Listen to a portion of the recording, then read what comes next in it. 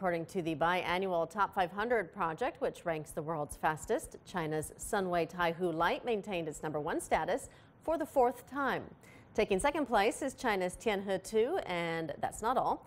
China reached another supercomputing milestone, trouncing the U.S. by overtaking them in the total number of ranked systems by a margin of 202 to 144. The Top 500 list is considered one of the most authoritative rankings. It is compiled on the basis of the machine's performance on the Linpack benchmark by experts from the U.S. and Germany.